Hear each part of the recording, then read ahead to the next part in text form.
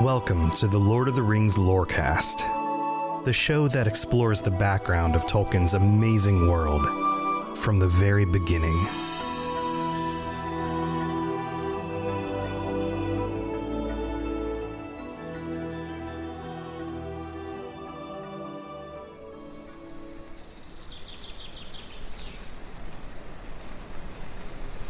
As we move on from the War of the Last Alliance and into a time of peace, it occurs to me that yet again we have another situation in the history of Middle-earth that we can draw parallels to Tolkien's own life. If we were to consider the Last Alliance to be similar to a Last Alliance that Tolkien experienced himself in World War I, a coming together of all of these countries in order to stop bad things from happening in Europe. Then the time between World War I and World War II would be this period of relative peace. And we see that happen in Gondor. In this episode, we're going to dig into that. And then there is another conflict at the end of this peaceful period. And in Tolkien's life, that was only 30 years. 30 years between World War I and World War II. There are similarities here. It was commonly thought at the time of World War I that this was the war to end all wars. There were more casualties. The conflict was bloodier, more difficult than any other conflict in history. The populations were decimated. Decimated, literally, the word decimated means 1 in 10 killed. It doesn't mean, we use it incorrectly in our own society today. It doesn't mean everybody mostly was destroyed. It means 1/10 of the population or 1/10 of the army was killed. The Great Britain that Tolkien returned to was missing 6% of its male population by the end of the war. Other statistics show that 12.5% of soldiers serving did not return home. The difference in the 1921 census was that for every 100 males, there were 109 females in the population. An almost literal decimation. Over 880,000 people did not return to Great Britain. How does a population deal with that? What are the outcomes of so many people not returning home to work on their farms, in their factories, to be parts of their communities, to raise their children, to be husbands to their wives? The world changed. And in the land of Middle-earth, the populations of Gondor and of the elves were similarly decimated. So let's dig into the long middle years of the Third Age and find out what happens.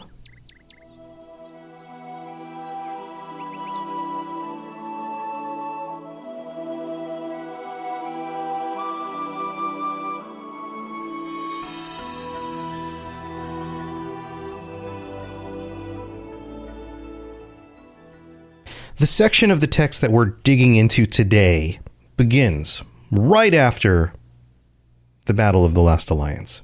This is the end of the Second Age and the beginning of the Third.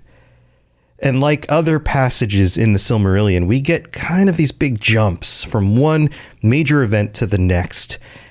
And Tolkien here, or at least Tolkien and Christopher Tolkien, didn't specifically lay out the years, but we know what the years are from other documents based around this story and some of the other events that happened, the line of kings, the lengths of their days, all of that. So in today's episode, I'm going to be taking you through the highlights of this section and helping you understand as the years progress when each of these events actually happen. So it begins with this section. It says, Valandil took up his abode in Anúminas, but his folk were diminished. And of the Númenóreans and of the men of Eriador, there remained too few to people the land or to maintain all the places that Elendil had built. In Daggerlad and in Mordor and upon the Gladden fields, many had fallen. Remember, I talked about the decimation of a population. That's a lot of what's happening here. After the war, people returned home, but there weren't enough people left to maintain all of the land that originally had been settled. And we don't know that this is a decimation. In fact, this may be greater than that. It sounds like even more than a tenth of the population didn't make it back. It goes on and says, and it came to pass after the days of Erendur, Earendur, the days of Erendur, or there's probably a rolling of an R in there, Erendur, I can't do it very well, the seventh king that followed Valandil, that the men of Westerness, the Dunedain of the north, became divided into petty realms and lordships, and their foes devoured them, one by one. This is, and it sounds like a short decline, this is a long decline of the northern kingdom. Erendur lived between 640 and 861 of the Third Age. Remember, these Dunedain have longer lifespans. That's 221 years. He began ruling in 771 when he inherited the crown from his father. This is already 700, almost 800 years into the Third Age, and the population is not coming back. In fact, it's dwindling, and different warlords are taking control of different areas, splitting it into petty realms and lordships, and being divided by their foes. It doesn't note here specifically who their foes are. It may be other men or bands of orcs or other things that are now presenting themselves as a problem for these people in the north. It says, ever they dwindled with the years until their glory passed, leaving only green mounds in the grass. I like that image, this idea that this civilization was removed. And the green mounds aren't the only things they leave. Obviously, there are buildings and structures and things like that. We see those in the Lord of the Rings. Weathertop is one such location. But the green mounds, those are burial mounds. Those are barrows, which we also see in the Lord of the Rings. They skip that part in the movies, but that is a thing. These remains of a lost northern civilization dot the landscape. And think about the timeline here. This is 800 and something AD. By the events of the Lord of the Rings, we're over 2,000 years in the future. For our society, that's like coming upon Roman ruins and wondering who used to live here. It's the same kind of thing. The people in the future of Middle-earth are just as puzzled, in some places, those less educated, by their history of what this is and who these people would have been. And here we get to the description of what is left of these people and how there are still people left from the Northern Kingdom, how that relates to this line that descends to Aragorn. It says, at length, naught was left of them but a strange people wandering secretly in the wild, and other men knew not their homes, nor the purpose of their journeys, and save in Imladris, in the house of Elrond, their ancestry was forgotten. If it wasn't for the elves, if it wasn't for Elrond maintaining a history of their people, the descendants of the kingdom of Arnor, the descendants of the line of kings from Elendil, would not have known who they were. And speaking of the descendants of the line of the king, it says, "Yet the shards of the sword were cherished during many lives of men by the heirs of Isildur, and their line from father to son remained unbroken." This is important. This is how 2,000 years later, Aragorn knows that he's still descended from the king. In fact, he has a witness who helps raise him. Elrond himself can say, "I knew your great-great-great-great-great-great-great-great-grandfather," or however many greats that would be. "I know that you are the descendant. I've watched the line and the history of this." There is no doubt. And can you imagine being descended of the line, being one of these descendants at different points in history, looking at this broken sword, remembering the greatness that you came from, and yet looking around and seeing that you are a people who are scattered in the wilderness, living in the wilds? Where did your civilization go? How do you get it back? And yet, during all of this time, the events in Gondor play out very differently. It says, "In the south, the realm of Gondor endured, and for a time its splendor grew, until it recalled the wealth and majesty of Númenor ere it fell. High towers the people of Gondor built, and strong places, and havens of many ships, and the winged crown of the kings of men was held in awe by people of many lands and tongues." Gondor during this time bounces back. It does not fall into disintegration the way that the northern realm does. Its people grow to splendor again. They build towers, ships, the white tree blooms. Everything looks like it's going well, just like during the height of Númenor. And this references other people. There are other people groups in Middle-earth still that aren't necessarily part of the Gondorian kingdom, these other groups of people. And some of those people are the men of the East who were corrupted and are still under this corruption of Sauron because he hasn't fully gone away. That's where he goes. He heads off into the East in order to hide out and regain his strength. And while he's out there, he's still corrupting people. Just his presence at all is corrupting these other human tribes and peoples. But that's not the only other people out there. There are other tribes and groups of people out living in the wilds. They have their own communities and their own villages and things like that.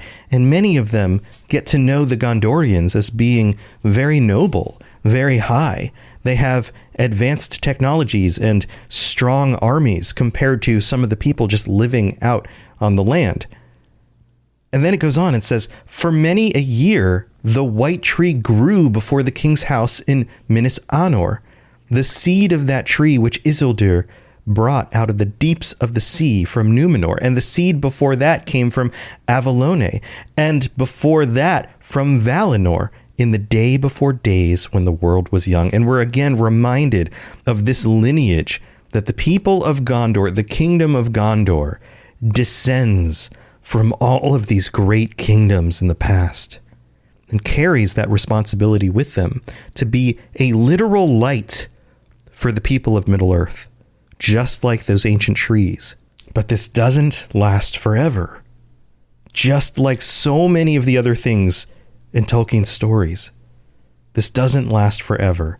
The very next line says, "Yet at the last, in the wearing of the swift years of Middle-earth, Gondor waned, and the line of Meneldyl, son of Anarion, failed."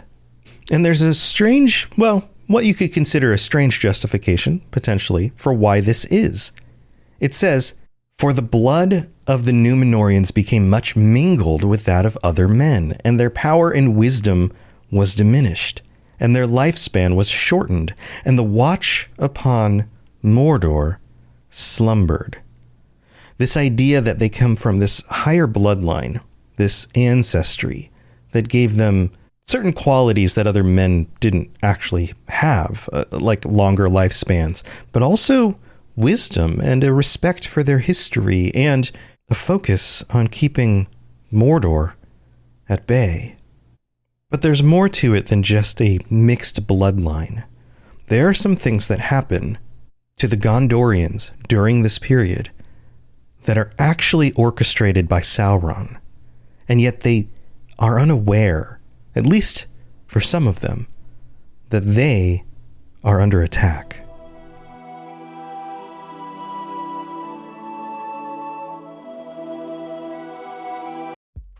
It's time for that spring reset. I'm taking a look at everything in my closet and figuring out that, oh no, this absolutely needs to go. And it's about time I replace things so that my clothes aren't older than my 15-year-old. Now you might think that they lasted that long because they were well made, but no, they're in terrible condition. Unlike the new jeans I just got from Quince. Jeans have always been my personal go-to because you can kind of wear them for lots of different things, but maybe they're not your thing. Maybe you're looking for, 100% European linen with insanely soft flow knit activewear fabric. It's definitely getting warmer, and their flow knit activewear is moisture wicking, anti-odor, and soft enough that you'll actually want to wear it every day. So pick out what you want. You can't go wrong because they have prices 50 to 60% less than similar brands. And like I said before, they are high quality. I continue to wear their clothes all the time, and I know that these new jeans are going to last me a lot better than the other things in my wardrobe. And on top of it, they look great. They're so comfortable, and I spent just as much on the jeans that I am now cleaning out of my wardrobe. So if you're looking for something better, just all around better, go check out Quince. So go do it right now. Refresh your wardrobe with Quince. Go to quince.com/ringslore for free shipping and 365-day returns. Now available in Canada too. Go to quince.com/ringslore for free shipping and 365-day returns. Quince.com/ringslore.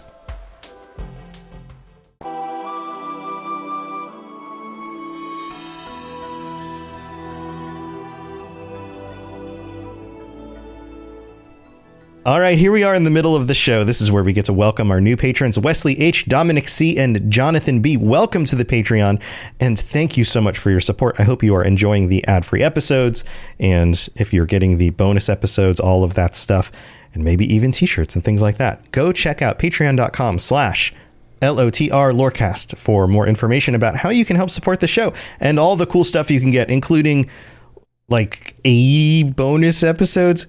80. That's a lot. That's a lot of bonus episodes. Also, I'm going to read out the, this is getting really long. I read out the VIP patrons every week. I'm going to put this at the end of the episode. So stay tuned for that if you want to hear your name get called out, because it kind of creates a big jump in the middle. And then also, we don't have any new reviews this week, but if you'd like to help out the show by leaving a 5-star review on Apple Podcasts, I'll read it out on a future episode. You're also welcome to rate the show on Spotify, tell your friends, share it with your mom, play it during a long trip with, people you hang out with during the holidays. I don't know, whatever you want to do to help me out, that helps. I can't do this without all of you, so thank you for all the support. All right, let's move on with the rest of the show.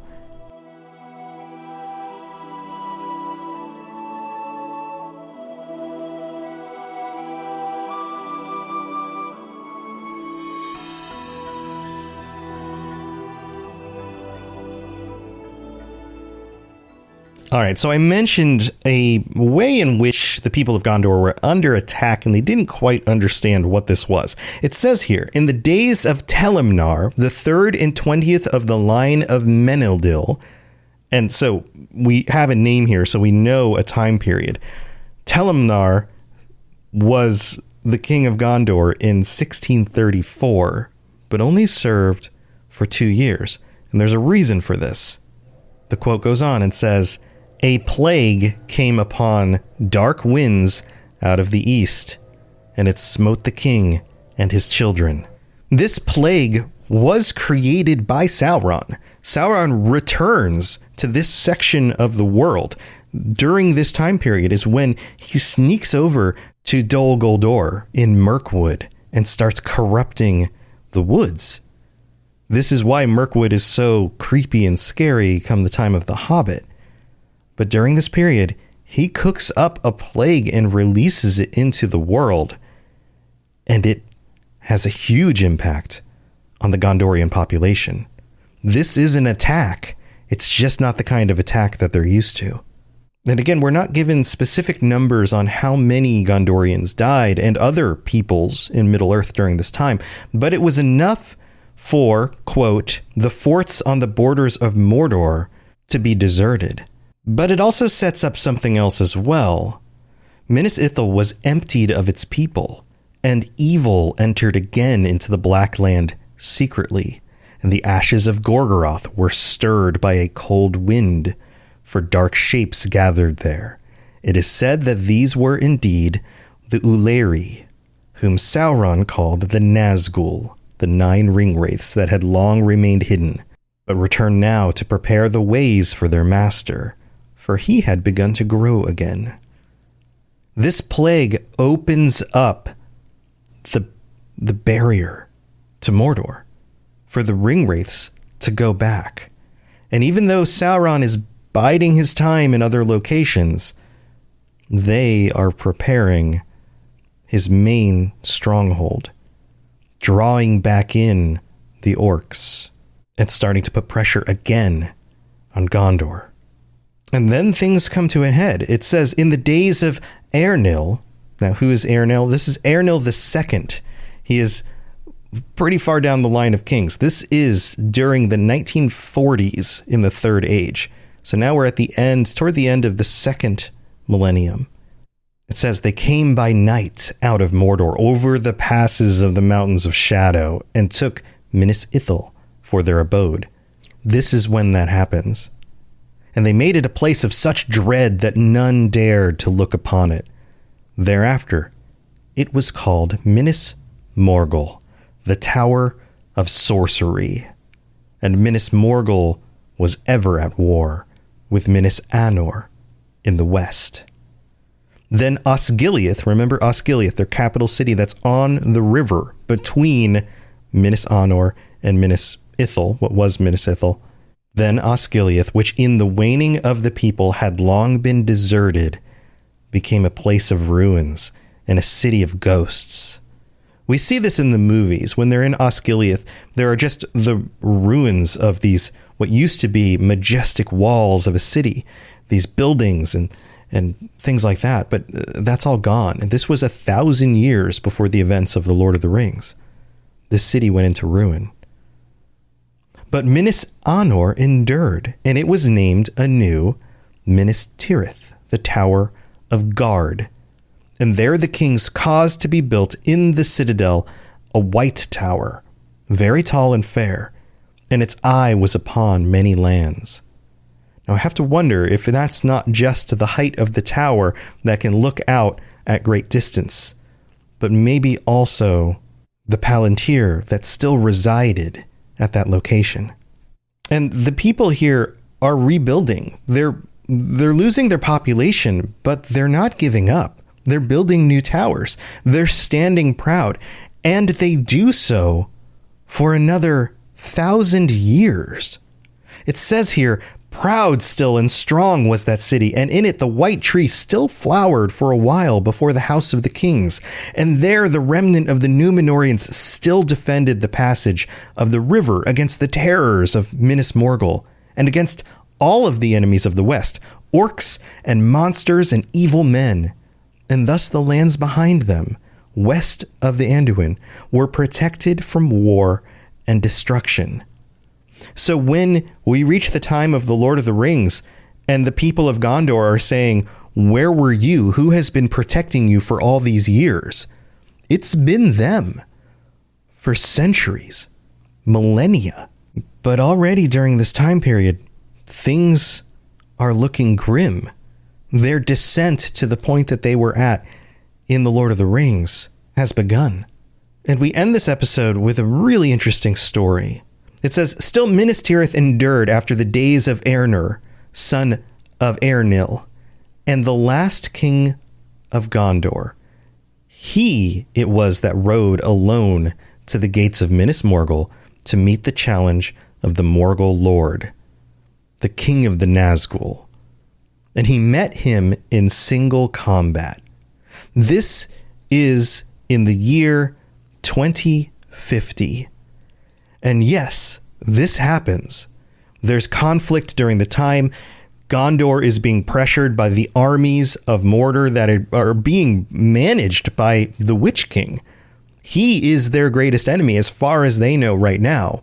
They don't have any word of where Sauron is and what he's doing, but they know that the Nazgul are there, right on their border, and they keep pushing in up against the river. And so he's given a message from the Witch King that says, meet me in single combat if you want to save your people. Something like that. We don't have the actual words, but I would imagine it's something like that draws him out. And we get sort of a Fingolfin versus Morgoth kind of moment here, where basically during a very dire situation where the hero's people are being encroached on by the enemy and looking for a solution to something that just keeps getting worse, the leader of their people goes to confront their enemy one-on-one. And I have a feeling somebody like Arnor, a descendant of the line of Númenórean kings, would have known the story of Fingolfin, would have known that Fingolfin stood toe-to-toe with Morgoth in order to try to save his people. And he would have known that Fingolfin lost, but that the enemy came forth and faced him alone. And I'm sure looking into this situation, he thinks that this may play out in a similar way, and that he was a great warrior. He was somebody who had a lot of experience on the battlefield. He was known for his prowess. He is not going up against Morgoth. He's not even going up against Sauron. He's confronting the Witch King. And maybe this is an opportunity to cut the head off the snake, as far as he can tell. But the Witch King is not Morgoth. When Arnor goes and confronts him, we're told that he was betrayed by the Nazgul and taken alive into the city of torment, and no living man saw him ever again. The Witch King was not honorable. This was a trick from the beginning. It was a trap. He arrived by himself, ready to fight at the gates of Minas Morgul, and instead was captured, probably tortured, and killed. Arnor was the last of the line of kings of Gondor. It says, now Arnor left no heir, but when the line of kings failed, the stewards of the house of Mardil, the faithful, ruled the city and its ever-shrinking realm. This is why in The Lord of the Rings, the line of stewards are ruling Gondor. And part of why they are so hesitant to give up the crown to this Aragorn, who comes from some lineage of the Kingdom of the North, and somebody who claims to be of the line of Elendil, who is the rightful king, but they've been ruling for 1,000 years. They're the ones who have been dying at the hands of the forces of Mordor for centuries in order to keep everyone else safe. You can see why there's some hesitation there. But before we get to the end of this passage, we end up with a fun little mini story here. You ever wonder how the Rohirrim came to live in the lands just north and west of Gondor? That happens at about this time as well. The horsemen of the north came and dwelt in the green land of Rohan, which before was named Kalinardun, and was a part of the kingdom of Gondor. And the Rohirrim aided the lords of the city in their wars. And northward, beyond the falls of Rhoros and the gates of Argonath, there were as yet other defenses, powers more ancient, of which men knew little. This is referencing the elves, who still dwell in Lothlorien, and also work to keep the land safe, against whom the things of evil did not dare to move until in the ripening of time their dark lord, Sauron, should come forth again. And until that time was come, never again, after the days of Arnor, did the Nazgul dare to cross the river, or to come forth from their city in shape visible to men. And what this tells me is that Sauron had accomplished everything that he planned. He destroyed the population again with a plague, and he removed their king. The line of kings ended. And he did all of this with such minimal effort, all 1,000 years before he finally came to his full power again, or at least close to it, in order to try to wipe out mankind, or at least the good men, the descendants of Numenor, completely. Thanks for tuning in, and it is time to talk about our VIP patrons. Thank you for supporting the show. AK Music Lover, Anakin Skywalker, Aragorn III, Austin C, Azel Razzle, Barney D, Bo, Black Squirrel, Brandy D, Chewbacca, Cutter Metalworks, David S, David M, Drupal Esoteric Rage, Fulcum, Gavin Alaf, I goofed that one, Gerald, CFC, Gemma D, Jesse P, Katie S, or I'm sorry, Katie L, KDS, Kate L, KDS, I'm not doing very well today, am I? Capenna 009, Larry, Lori B, Nick K, Nick L, Obi-Wan Kenobi, Peace Lutheran Church, Sam B, Swiggy Sue, TJT, Tour Son of Hoor, Tyler M, and Who Let the Juan Out. Thank you so much to all of you. Thank you for being here. I will see you next time. Thanks for listening to the Lord of the Rings Lorecast. If you'd like to learn more about other fantasy worlds, check out my other podcasts, The Elder Scrolls Lorecast, The Witcher Lorecast, and more at robotsradio.net. If you'd like to reach out, I'd love to hear from you. Send me a note on Twitter at robots_radio, or join our amazing community on the Robots Radio Discord. There are links in the show notes, or just search Robots Radio Discord, or find the link on robotsradio.net. I'll see you next time.